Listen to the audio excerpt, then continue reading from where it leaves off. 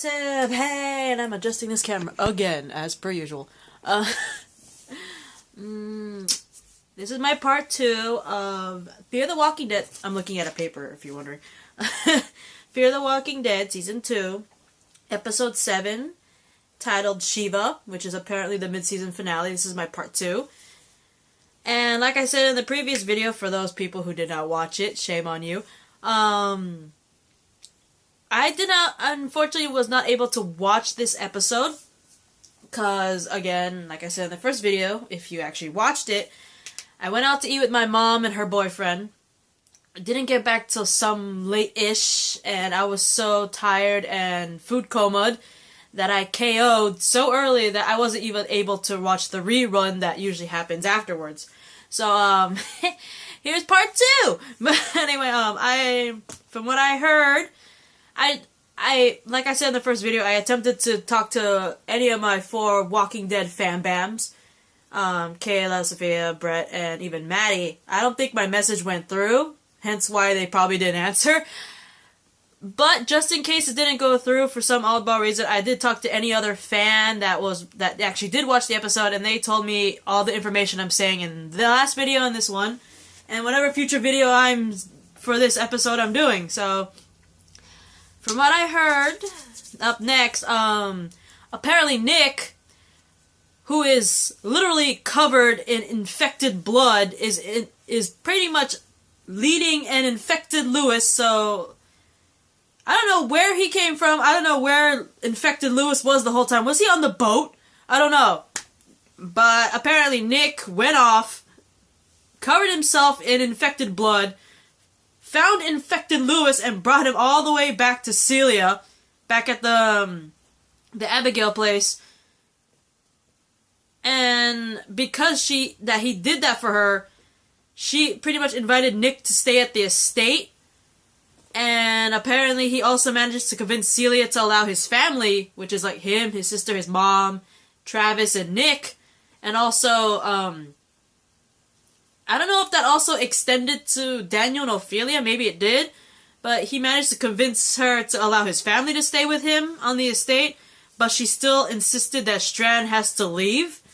So I don't know if, like, obviously he convinced the family to stay with him. So it's like, obviously his mom, his sister, and possibly, of course, Travis and, Chris, what's his name again? Chris. I don't know if that extended to Daniel and Ophelia. I'm only naturally assuming because, she only said Strand had to leave. She didn't say anything about Daniel and Ophelia, and she didn't say anything about, Travis and, Chris, so I guess that extends. But, hang on for a sec, guys. Sorry, guys, I was watching a really cool thing on TV. But anyway, where did I leave off? Oh, yeah, Nick managing to convince Celia to keep his family with him at the estate. But anyway, Strand, I heard, was digging a grave for Thomas. And, Daniel apparently sees this and apparently urges him not to bury Thomas in this unholy place, which I'm only assuming he's talking about the estate. And quite frankly, I don't blame him, because Celia kinda cuckoo, and the entire state is following her craziness and stuff like that, so I don't blame him for that, but at the same time, Daniel's on edge. I don't know.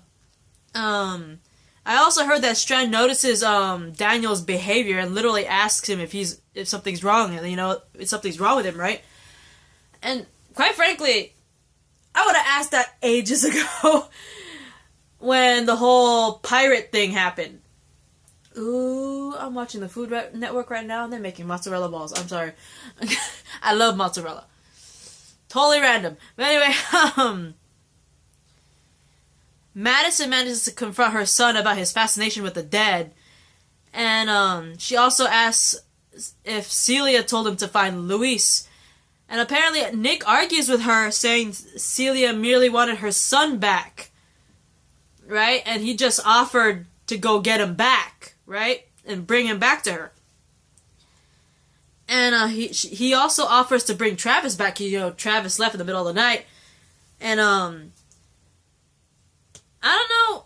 From what I heard, apparently Nick has this impression that he's unstoppable now, that the infected will never touch him and he will never die.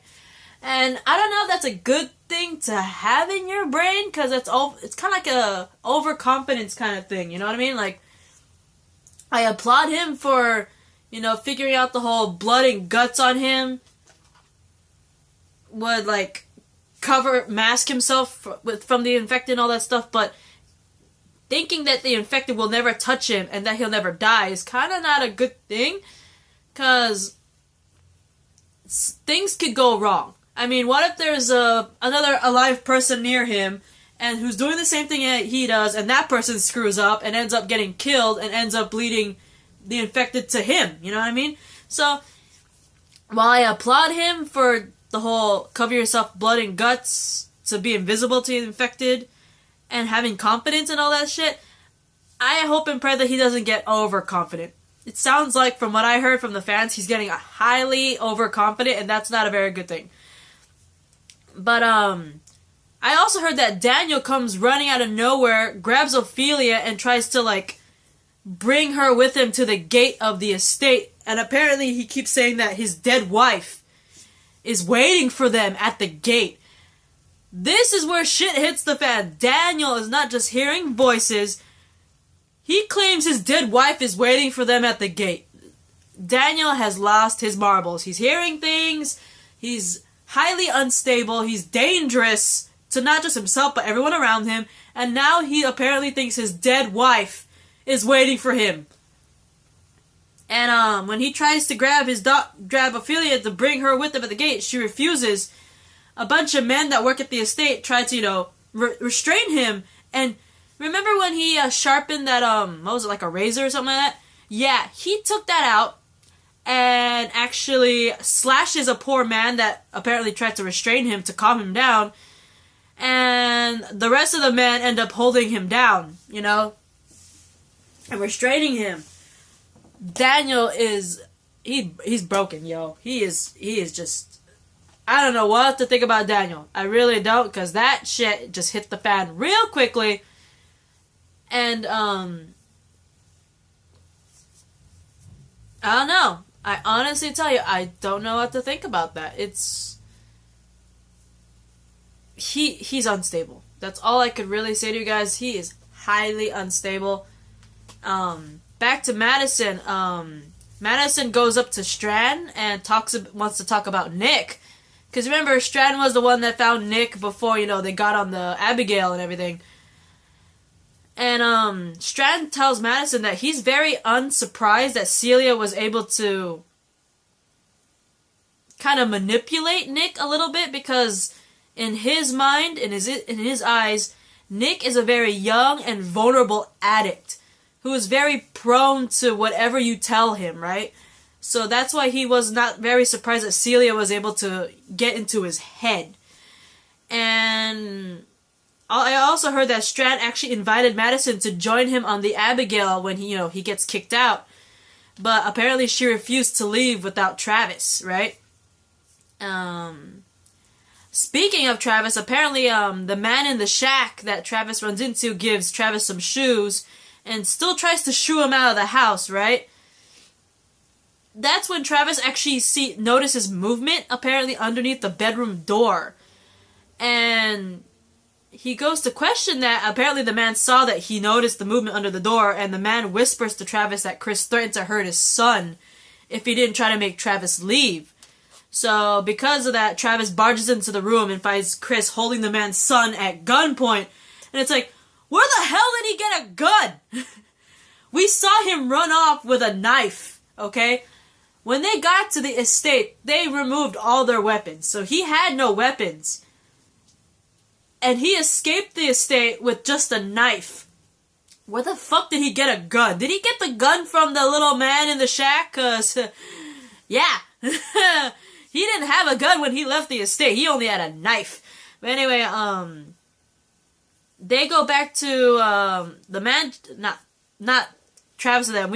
Apparently the point of view goes back to the Abigail estate, where apparently Celia delivers a eulogy for Thomas's grave, because, he got buried. And after the ceremony, Celia tells Strand to leave. And also Ophelia, when she comes up to Celia, she demands to see Daniel, but she's like, you can't see him, he's way too dangerous. He almost cut someone's eye out and all that stuff. And yeah, shit's hitting the fan real quickly.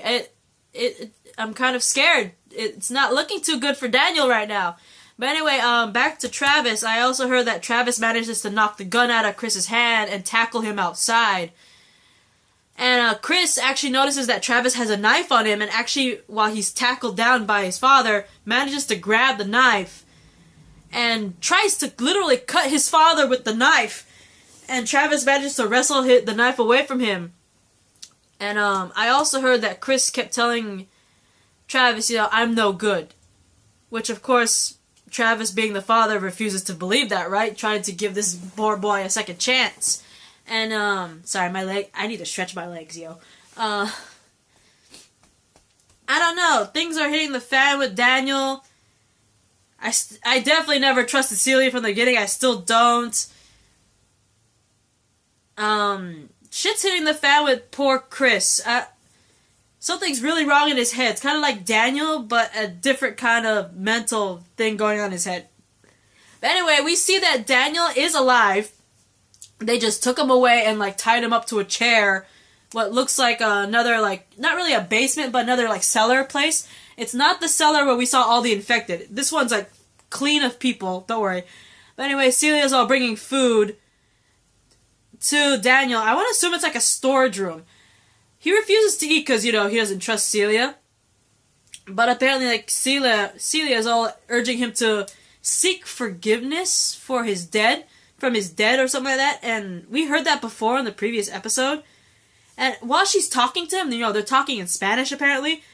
Apparently, Daniel's not only hearing Celia, who's in front of him, he's hearing another voice, who I'm naturally assuming is his wife, Griselda, because the voice sounds familiar. To me, anyway. And so, he's hearing voices again, but this time it's not the man. He's hearing his dead wife's voice. And after Celia leaves him in the storage room, apparently, what I heard was Griselda's, ghost was literally right there in front of Daniel. And I was like, what? He's hearing voices, and he's seeing ghosts, guys. Daniel is gone. He's just gone, guys. It's over. Daniel's gone. But anyway, Nick, who again is covered in blood and guts of the infected, manages to track Travis down in the hills. And, says that he has to bring him back, for Madison, right? But Travis says that Chris needs him more, and orders Nick not to tell Madison where he is. And he basically tells Nick, tell Madison you couldn't find me. Because right now my son needs me more than everyone else does. And so Travis manages to convince Nick to not only leave him and Chris, but I believe managed to convince Nick not to tell Madison when he sees her that, didn't see him. And before he leaves, though, he does give Travis a knife I'm only guessing for protection. And back at the estate, apparently I heard Madison tries to convince Celia to let Strand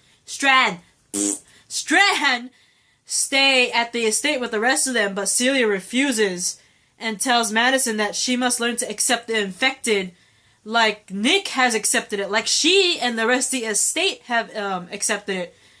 But Madison, she doesn't understand, so I don't know if this is a ploy, but I heard that Madison told Celia to help her understand. And I don't know if this is Madison legitly wanting to understand what Celia and Nick are, their mindset, or this is Madison trying to, with a plan, you know what I mean? But anyway, I am running out of time for this part 2 video. I don't have much left, so this most likely will just be part 3 video. Will be really short. So I'll see you guys in the part 3 video, okay? Bye.